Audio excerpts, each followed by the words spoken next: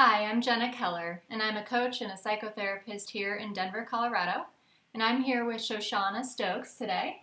And she's an intuitive development teacher, a coach, and A psychic. a psychic. Yeah. Yeah. So Shoshana's been seeing people for about 20 years now. Mm-hmm. I've been seeing private clients for about 20 years. Yeah. Yeah.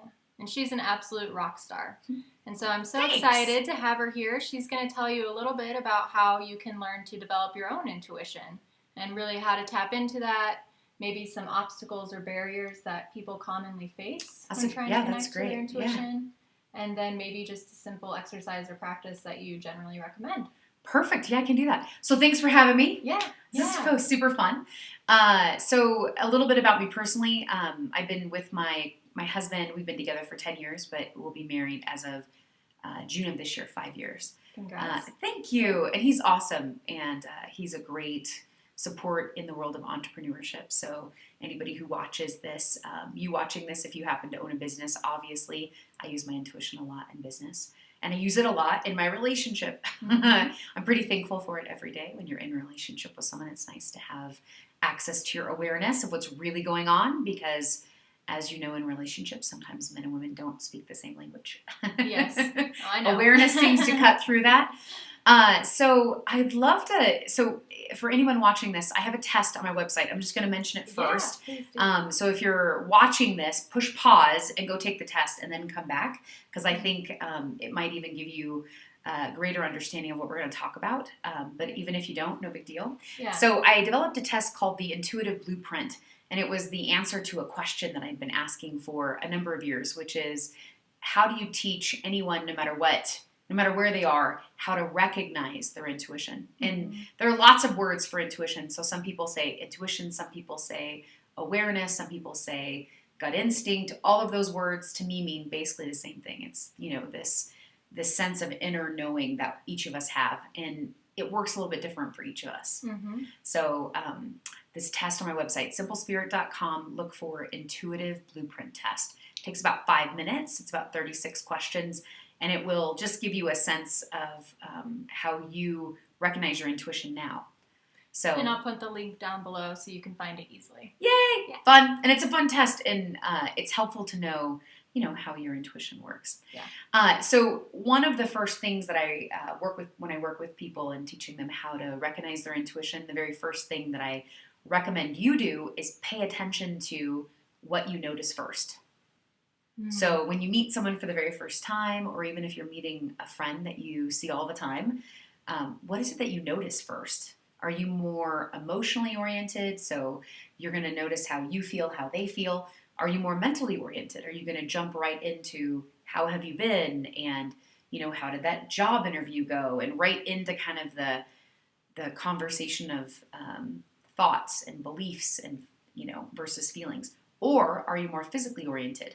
Mm-hmm. Are you going to, jump into a conversation about how they feel, like how their physical body feels, or noticing what they're wearing, or noticing the space that you're meeting in?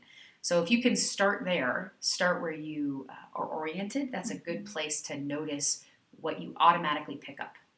And I love that, and I think that's such valuable information. I know that when I took the test, I was really surprised at first, but then I was like, oh, that makes perfect sense. A lot of times if I see a picture or if I am out in the world, it's the physical piece for me that gives me a lot of information. The body piece. The body piece, mm-hmm. Yeah. Yep. That's why I'm a yoga psychotherapist and do somatic work, but yeah. Yeah, there's a lot of truth for you in the physical piece. Yeah, exactly. Yeah. So for you, watching right now, think for a moment for yourself. Which of those three probably is the way that you recognize? Are you more physically oriented? Are you more mentally oriented? Are you more emotionally oriented? And then I'm going to give you your very first exercise. This is a good practice to think of, to see your orientation kind of in action. So I want you to just think in your mind of your very favorite person. So that's you too, Jenna. Think of your very favorite person. It's the person that you most enjoy being with. And then remembering my question about how you're oriented physically, mentally, emotionally, think about that person. If you understand, let's just say that yours is physical, right? Mm-hmm. Yours is physical. Mine is physical as well. So if you're physically oriented, this person, why do you think they're your favorite person in relationship to that you're physically oriented? Think for a second.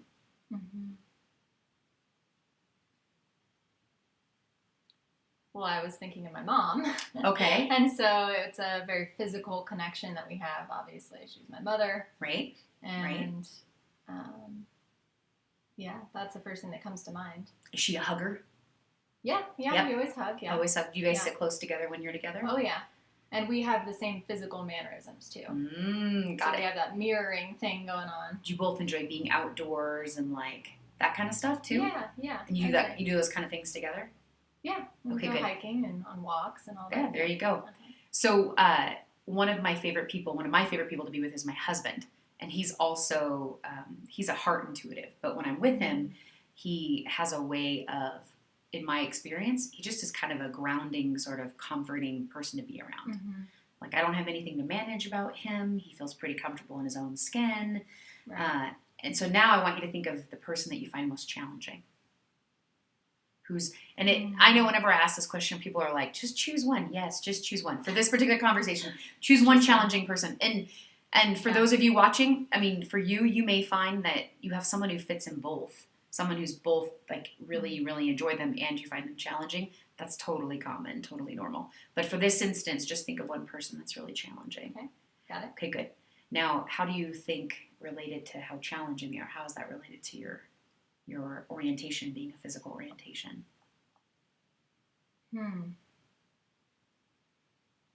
I think because they come from more of the mental place, and so there seems to sometimes be that disconnect where I'm like, Are they in their head? Yeah, exactly. In their head a lot, and so I'm getting information a different way, and so to me, to just be going from that place, and then if I say something that doesn't necessarily make logical or rational sense, it's just something that's coming up for me, they don't get it at all. And I have to prove my point to them. Yep, I totally get that. Right now, one of my challenging people is somebody who doesn't like, you can tell they're just not comfortable in their own skin. And as a orientation of body, when I'm around them, I notice I'm just kind of, my body's agitated. Yeah. Because I feel like I'm never quite comfortable around them. Yeah. You know, like I want to get up, I want to move a lot. I'm like itchy or like, you know, kind of like a restless leg syndrome when I'm around them. Yeah. So for you, whoever your challenging person was, so this is where orientation is useful. Every time you're with somebody, you're picking stuff up. You're picking up information about them, whether it's, you know, how they feel, what they're thinking, what's happening in their body. Depending on our orientation, it means what we pay attention to.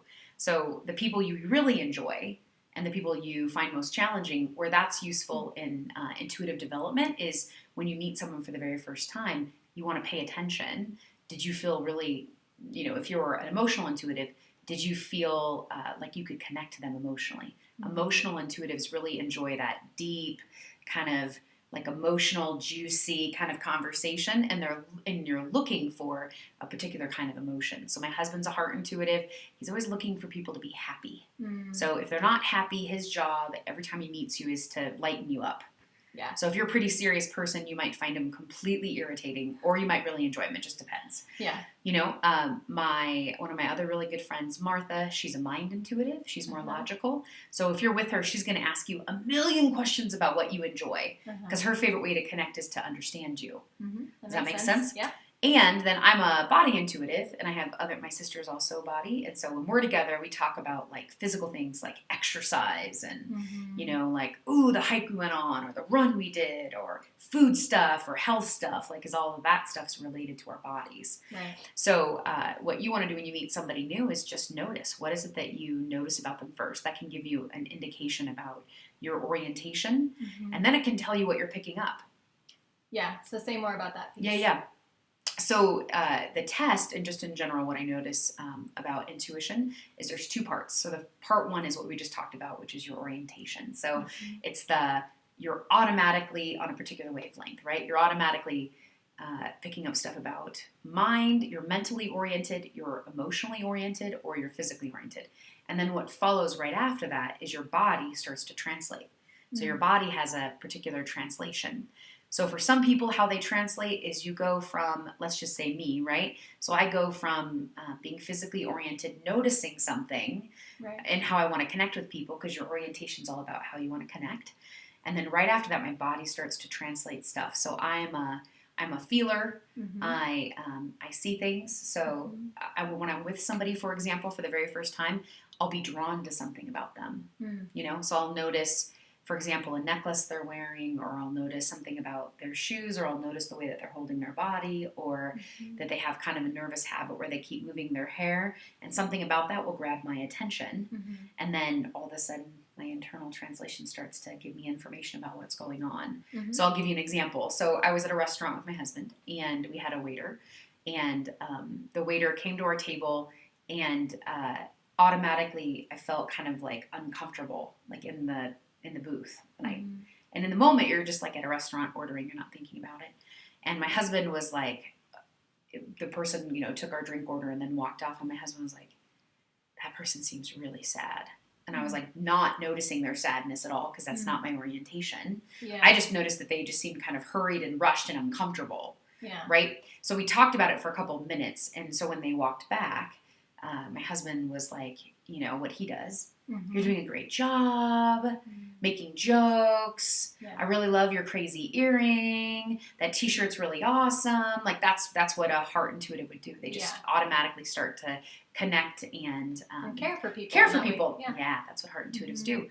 But for me, I was just drawn to something. I was just drawn to like this long skinny chain that this person was wearing. And I was like, there's something about the chain. So I just asked. I was like, what's at the end of the chain? And they pulled up the chain, and at the end of the chain was this little, I don't know what you'd call like an anchor almost, which is like a symbol of luck in certain traditions, like certain Hispanic traditions. And I could tell, I was like, oh, that was a gift. And I just something that I knew intuitively. Right. And then in that moment, we were connected, right? It was all about, his time growing up around the ocean and how he lives in a landlocked state now in Colorado, and how hard it is that he doesn't feel his connection to the ocean and his family, et cetera, et cetera. So that's just an example of how I was uncomfortable physically, because that's my orientation. My husband was noticing he just felt some sadness, right? We were both right. We were both right, but we got different information. Exactly. And that's often how it works with intuition. We just don't get the same information. Yeah, I love that. You both reached the same place and were able to connect in your own ways, but through different avenues. Yeah. So for those of you watching, if you're curious about, how to access your intuition, or even, how your intuition works, one of the best ways to do it is to practice noticing what you notice. However minor, however insignificant it might seem, a chain around the neck seem fairly insignificant, but if you feel a tug, so often, regardless of how your internal translation, so there's 4, by the way. So one is knowing, and these are also called psychic senses. So one is knowing. It's where all this, you go from your mind's totally blank, and then all of a sudden you just know something. So if that's you've had an experience before where, someone was telling you all your choices when you were making a decision, and you just knew which one was the right one. Or you met someone for the first time and you just knew something about them, like they're not from around here, not anything about them physically, but you just knew something, right? Then there's seeing, and seeing can occur inside of your physical line of vision, or it can occur inside of your head. So if you've ever had a dream that was like super intense, and it was like all these people, and then you woke up the next day and it was like, oh, I know what that's about. It was like all these messages, even though it seemed disjointed. That's psychic sense of seeing. Or it can happen in your physical line of vision. So if you've ever been, like this has happened to me, you go to a bookstore and you're looking for a particular book, but then all of a sudden something else grabs your eye, and you buy that one, and inside of it is like the information you needed for, let's say, your business or a relationship that you're in or something like that. And then there's hearing, and hearing can occur inside of your physical line of hearing, like your actual physical sense, or it can occur inside of your head. So I was driving down the road once, and anybody who's from Colorado knows that it doesn't rain a lot here, but it was like downpour sheets and sheets, and I just had one hand on the steering wheel, and something in my head I heard, put both hands on the wheel, and I did, and then I hydroplaned. Wow. And if I hadn't had both hands on the wheel, I probably would have hit the median. So sometimes when you have psychic sense of hearing, it happens really loud inside your head. Right. Or it can happen inside of your physical sense of hearing. So for some people I work with, I can think of one client in particular. She was sitting at a business meeting and they were looking at 3 options for what to purchase next for the business, like real estate pieces. And she heard 3 options, and one sounded right, and that's the one she went with. Interesting. So that can happen inside of it. And then the last one is sense of feeling. So often people talk about this. This is like your gut instinct or what happens inside your body. That one can be a very, very physical experience. So it can be a sense of, like mine happens like agitation. I was talking about the waiter we were talking to, and it just felt uncomfortable and I couldn't quite get settled. That's what happens for me inside of my my sense of feeling. For some people, it's more like a stomach ache when they're with people if someone's upset, or it can be a headache, something like that, or it can be tingles. I've had people, if you've ever watched one of those ghost shows and they're in a room, where there's supposed to be ghosts, and everybody gets a weird feeling or tingles, that can happen. It can also happen where if you are trying to choose a restaurant or trying to choose a piece of furniture for your house, and one, it's something feels right or it doesn't feel right. That's also where it can happen. It can be emotional experience in your body or a physical one. So those are the 4 psychic senses, or the 4 ways that your body translates. So now we're going to do an exercise together so that you can practice it right now and have an experience of how your intuition works. So you may not have known when you turned on this show with Jenna and I that you were going to actually have the opportunity to practice your intuition, but you are right now together. Okay? Awesome. I'm excited. Okay, good. So for those of you watching, what I want you to do is I want you to think of something in life right now where you're in the midst of making a decision. And it doesn't even have to be a serious decision. It could be a serious or a not serious one, but something where you definitely have like a yes answer or a no answer, or something. Is this true? Is this not true? You could also be choosing between 2 things. Like, let's say that you're dating 2 people simultaneously and you're trying to decide if you should go, exclusive with one or not, something like that. Anything where you've got 2. And then I'm going to have you bring it up in your awareness. So go ahead and think of whatever this thing is. And I want you to think of a specific question. And it's got to be a specific yes/no question. So, for example, let's say you are trying to decide if you want to go out with somebody again, right? Mm-hmm. And let's say this is a good one. This is a good one. Okay, let's say the guy's name is John, because John's a pretty generic name, right? Mm-hmm. So you're trying to decide, should I go out with John or not? So you're trying to look for should I go out with John, yes or no? That's what you want to know, okay? So that's an example. You could also be, which job should I apply for? Whatever the case may be, this is a yes/no question. So I'm going to have you close your eyes for a second. And in the back of your awareness is this question we have. But I'm going to teach you something called body as a pendulum. It's a way to use your body as a communication. So I'm going to have you bring into your awareness really fast something that for you is a yes, is a full yes. Not related to this question, but just in general in life is a full yes for you. So for some people, a full yes is something like winning the lottery, or maybe one time they went surfing in, the perfect wave in the Santa Monica Pier, or perhaps a full yes is the day they got engaged, or the first time they held their baby. Mm-hmm. So just think of yourself something that's a full yes. Do you have a full yes? Mm-hmm. Okay, good. So for those of you watching, your full yes, this is what I want you to do. Pay attention first. What physical sensations are there for you in a full yes? What do you notice? What physical sensations are in your body? We're going to have Jenna be the guinea pig here. So what physical sensations do you notice in your body? I notice almost a swaying forward and backward. Okay. Mm-hmm. What do you notice about your breath, your shoulders, your muscles? Yeah, I'd say it feels like it's undulating. Okay. Mm-hmm. Okay. And the breathing is more relaxed. More relaxed. Expansive. Good. Okay, great. Now, with your eyes closed, still focusing on your yes, now I want you to just notice what emotions are present. What emotions are present when you think of this yes for you? Joy. Joy, okay. Excitement. All right. And Enthusiasm. Enthusiasm. Perfect. Okay, good. So for those of you watching this, here's something to keep in mind. Everybody is a different level of awareness with their body. Some people are really, really aware. Remember those orientations? Some people are very aware physically. She's physically aware. She mentioned a whole bunch of physical things that she noticed. Undulation, her body, her breath being deep. You may notice all of that, and you may notice very little about your physical sensations. We're all a little bit different. For some people, we're very tuned in emotionally. You might notice a whole bunch of emotions in a yes. However this comes up for you is perfect. Now I just want you to switch into the last awareness, which is just check in with your head. What's happening with thoughts? What's happening in your mental space? I'm kind of swirling around. There's all of this activity. It's like a wheel Okay. going around in my mind. Yeah. Okay, got it. All right, good. So take a deep breath and then let the yes go for just a second. And remember that when you're doing a full body yes, we don't always get full body yeses. Sometimes we just get subtle yeses. So the idea behind looking at your physical sensations, emotions, and mental space gives you an idea of all the different parts of you communicating a yes, okay? Now I want you to think of the exact opposite. I want you to think of a no. Something that for you is a no. And no's can be something that if you think about it, it's a no. Like, for example, liver. For me, eating liver is a total no.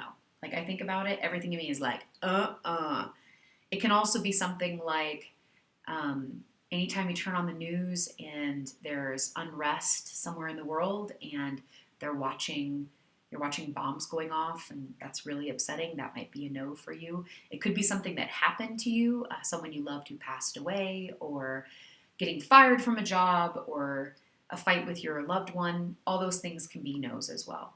Do you have something in mind? Mm-hmm. Perfect. I hope you have something in mind as well. So go ahead and check in with your body. What physical sensations are present in a no for you, in this no? Yeah, I'm getting, it's like a floating sensation. I almost feel like a buoy out at sea. And it's kind of going back and forth, side to side this time. Is that nauseating? A little bit. It's like I do get seasick and motion sick, so that would make sense. It's really, all of a sudden I started to feel seasick. I was like, ugh. Yeah. Okay, good. Any other physical sensations? Your breath, your muscles, anything else? Definitely feeling more contraction in the heart space and in the chest. Okay, great. Now just check in with your emotions. What emotions are present in a no for you? Definitely some sadness, fear, unrest. Unrest, okay. And then now, again, you guys remember, I just want to remind you again, I'm going to keep saying this because when you do body as a pendulum, one of the key pieces is what your body is communicating. It doesn't have to be the same as what Jenna's body is communicating to her. So it's what is your body communicating to you? Is it communicating what's physical sensations, what emotions? And then again, let's check in with mental space. So what mental space is present in this no for you? Feels very dull and heavy. There's not heavy. a lot of mental activity. Nope, it's kind of like apathetic, quiet, but not in a good way. Got it. Okay, good. Take a deep breath. Let it go. Let go of the no. Blah. Okay, good. So now again, I want you to bring into your awareness that question, that thing that you're wanting to get kind of a yes, no to. So again, we're going to use Jenna as our guinea pig here. But there, you watching, make sure that you bring. Now, when I say your awareness, I mean just bring to mind whatever this thing is that you have a question about. So do you have that thing in mind? Mm-hmm. Okay, good. Now here's the thing. Intuition is activated by very specific questions. It just makes it easier to allow your awareness to arise. So the question you're asking, I think, is about dating somebody, right? It's about office space. Office space. Yeah. Okay, good. Office space. All right, awesome. So go ahead and ask the question about office space in your mind. And for you out there, when you're asking this question, what I want you to start to notice is what physical sensations are immediate, what emotions are immediate, what happens in your mental space that's immediate. This is all immediate. You don't want to give yourself too much time to think about it or mull it over. It's what shows up immediately. So what did you notice immediately when you asked? I noticed an in-between that I was going forward, backward, and side to side. Okay. So that tells me I'm just kind of undecided, and I think what I'm getting is that it's not the time To decide. to decide. Perfect. Okay, good. So here's one thing you should know about Jenna. Jenna works on her intuition. So her being able to recognize and interpret what she got is unusual. If you've never done this before, this is your very first time asking your intuition a question, it may not be totally clear what your body's telling you. So what I do when that happens, because it does happen, it happens to me too, even as a professional psychic, is I reword my question. So what a question that she could ask is she could say, so basically what I'm getting is I shouldn't choose right now. And then she'd look to see if she could say yes. Immediate yes. Immediate yes. See? So that's how you use your intuition. Now, again, this is called Body as a Pendulum. It's one of the 8 tools that I teach for how to recognize your intuition. So I really encourage you. I think there are times when we automatically, I don't know, I'm guilty of this myself. Like I Wikipedia it or I Google it or I call my mom who's a nurse if I have a question about my body stuff or I call a friend. And all of that's great, but I think one of the fundamental pieces about being connected to your intuition is being able to trust yourself. Right. Because awareness is a huge tool that we can develop. Yeah, and I think starting to make yourself your own inner authority, too. Instead of totally. always looking to the external world to be like, yes, no. It's like, all right, I'm going to ask myself, and I'm going to trust what comes up, and I'm going to make myself my own authority. Yeah, because if you think about it, you have the most information about you. Right, exactly. So it makes the most sense to check with yourself first. It does, but that's usually the last person we check with. Yep. Ironically. And it is ironic. Well, and I'm just now thinking of some clients, I have clients that check with me about business decisions, right. But what I've taught them to do is to actually check in with themselves about whether checking with me is the right thing to do. Yeah. Because, it's easy to rely on somebody else who can, whatever the case may be, whether that's they just seem to know more about relationships than you. If you have someone in your life that you think they know something about relationships and I don't, that'd be the person you go to, right? Or they know something about business and I don't know a lot about business, so I'm going to go to them. But what you can always ask is, is this person, should I be checking with myself first? Yes or no? Do I check with myself first? And then from there, the rest unfolds. Yeah. I love that. Because there are definitely times where it's important to see an expert. You can't do it all on your own. You really can't. You really can't see your own blind spots sometimes. So you need definitely someone can't. to help with that. Yes, which is why they're called blind spots, by the way. Exactly. I have them too, by the way. Even though my husband jokes that I often know what he's thinking, I don't always know what he's thinking. I don't always know what I'm thinking. So how can I always know what he's thinking? So you were saying in the beginning, maybe practices that people could do at home or for themselves every day to really tap into their intuition. I think Jen and I have this in common. I think meditation is one of the best ways to it's not even the best way to recognize your intuition. It's the best way to unplug from the world.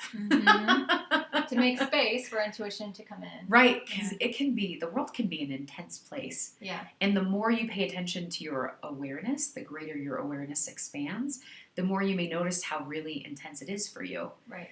If you're an emotional intuitive, and in the U.S. it's election year, and it's a little cray-cray out there. Yeah. It's a little cray-cray. And no matter what side of the fence you're on, it's a little crazy right now. If you're a body intuitive, a lot of things are happening with the world. The oceans are rising and it's hot. It's like we're right now in Denver, Colorado, and it's like, I think 60 degrees outside and it's February. It's very strange. If you're a mind intuitive, you might be really stretched inside of that there are new things happening and there's a lot of conflicting information. Right. Not even just in the media, but, my mom and I were just talking about this the other day, is that you read all these studies about food, for example, and none of them match. Oh, totally. So if you're a mind intuitive and you're trying to find what the truth is, you might be really annoyed and kind of flustered, right? Yeah. So just know that as your awareness expands, your intuition can also be a tool to decipher all that mess, but meditation allows you to unplug a little bit. So then that way you can come here instead of being always out here. Yeah. Which can be a little much. I think that's so important. Yeah. What kind of meditation do you like to do? I like to do a lot of movement meditation. I like as a body person. Me too. I was just going to say my favorite kind of meditation is running. I'm training to do a race right now, and it's It's so good. I love it. Yeah, that's awesome. Yeah. And there's so much more we could say about all of that with the benefit of doing moving meditation and all different types of meditation. And I think the important thing that I really wanted to give everyone today was really just a way to, first of all, I love how you gave us a map almost of different types of intuitives and different types of sensing, or different ways of sensing the world, I should say, and getting information and connecting.